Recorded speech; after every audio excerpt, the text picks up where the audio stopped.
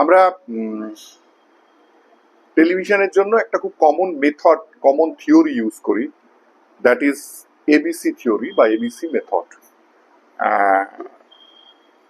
সবসময় এই মেথডটা যে ইউজ হয় তা নয়, তবে এই মেথডটা জানা থাকলে যে স্ক্রিন প্লেটা মানে এক একটা এপিসোডের যে ওয়ান লাইনার, সেটা ডিজাইন করতে সুবিধা হয়।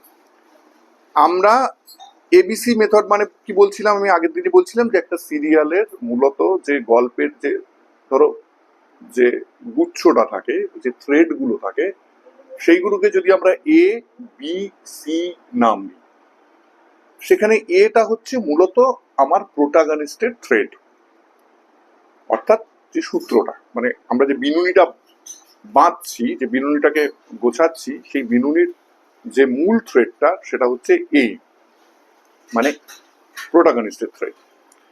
এরপর একটা থ্রেড আমরা থাকতে পারি বি। বি থ্রেডটা নর্মালি অ্যান্টাগনিস্টের থ্রেড থাকে, ঠিক আছে? যে প্রোটাগনিস্ট এবং অ্যান্টাগনিস্টের অ্যাকশন তো মূলত কন্ট্রাস্ট হয়। তো প্রোটাগনিস্টের থ্রেড কে যদি আমি এ ধরি, অ্যান্টাগনিস্টের থ্রেডের নাম আমরা বি দিতে পারি।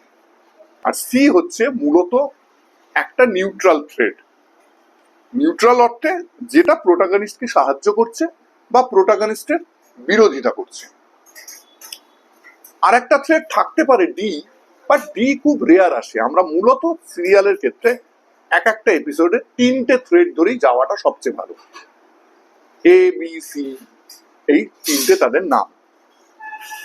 এবারে মাথায় রাখতে হবে, যেহেতু আমি আগেই বলেছি যে প্রোটাগনিস্টকে দিয়েই সব সময় শুরু এবং প্রোটাগনিস্টকে দিয়েই আমার এপিসোড শেষ হবে, তাহলে এইটা ক্লিয়ার যে এ নামক থ্রেডটা অলওয়েজ আমার শুরুতে এবং এন্ডে থাকবে। A B A B B A, এইভাবে করতে করতে যেতে হঠাৎ করে মাঝে একবার আমি সিটাকে থ্রেডটাকে দিলাম। এর কোনো হার্ড অ্যান্ড ফাস্ট রুল নেই যে ঠিক এইভাবেই এটা আসবে, এ বি সি ফর্মে আসবে কি বিএসসি ফর্মে আসবে বা সিএবি কোন ফর্মে আসবে। শুধু এখানে মাথায় রাখতে হবে যে এ দিয়ে তোমার এ থ্রেড দিয়ে এপিসোড শুরু হবে, এ থ্রেড দিয়ে এপিসোড শেষ হবে। মাঝখানে তুমি এ বি আর সি যে বাকি থ্রেড গুলো কিভাবে কাজে লাগাবে সেটা তোমাকে মাথায় নিয়ে নিতে হবে। এবিসি থ্রেড মূলত খুবই একটা জনপ্রিয় মেথড, যেটা নিয়ে বিভিন্ন রাইটাররা অতীতে কাজ করেছেন। আবার বলছি, এই থ্রেড, এই যে প্যাটার্নটা আমরা সব সময় ভাঙতে পারি, নতুন রকম প্যাটার্নের আমরা জন্ম দিতে পারি অলওয়েজ। তবে এখনো অবধি দেখা গেছে মূলত এ থ্রেডটাকে শুরুতে এবং শেষে রাখা, এর পরিবর্তন খুব একটা কার্যকর হয়নি। অর্থাৎ প্রোটাগনিস্টকে দিয়ে শুরু করা এবং প্রোটাগনিস্টকে দিয়ে এন্ড করা, এইটা এখন অবধি মেনে চলা হয়। এটাকে যখন বদল করতে যায় তখন আমরা দেখেছি যে বদলটা খুব একটা কার্যকর হয়নি, টিআরপির উপর তার নেগেটিভ এফেক্ট পড়ে। আর একটা যেটা টেলিভিশন নিয়ে খুব বলার দরকার, সেটা হচ্ছে হাতের তাস। আমরা বলি হাতের তাস মানে কি? ধরো তোমরা দর্শকের মনে কোনো একটা প্রশ্নের জন্ম দিচ্ছ। সিনেমার ক্ষেত্রে সেই প্রশ্নের উত্তর একটু পরে দেওয়া যেতে পারে। ওটিটি বা ওয়েব সিরিজের ক্ষেত্রে সেই উত্তর দেওয়ার কোনো নির্দিষ্ট টাইম নেই। দীর্ঘক্ষণ সেই প্রশ্নের উত্তরকে আমরা ঝুলিয়ে রাখতে পারি, দীর্ঘক্ষণ সেটাকে আমরা আটকে রাখতে পারি। এমনকি এপিসোড নাম্বার 2তে যে প্রশ্ন উঠেছে সেই প্রশ্নের উত্তর আমরা 3 নম্বর এপিসোডে গিয়েও দিতে পারি। টেলিভিশনের ক্ষেত্রে এটা কার্যকর হয় না।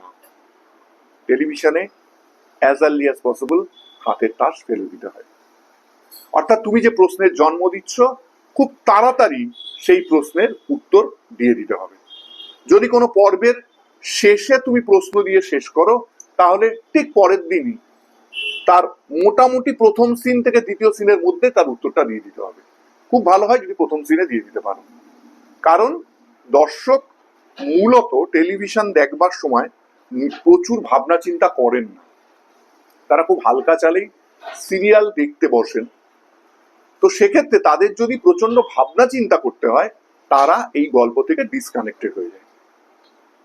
এবিসি মেথড বা এই কোশ্চেন অ্যান্সার মেথড নিয়ে আরো অনেক কিছু বলবার আমার ইচ্ছে রয়েছে। যদি কারো জানবার আগ্রহ থাকে তাহলে আমার সাথে নিচের দেওয়া নাম্বারে বা ইমেল আইডিতে যোগাযোগ করো, আমি আরো ডিটেলে তোমাদের শিখিয়ে দেবো। এরপর আসবে সংলাপের কথা, বলবো পরের ভিডিওতে।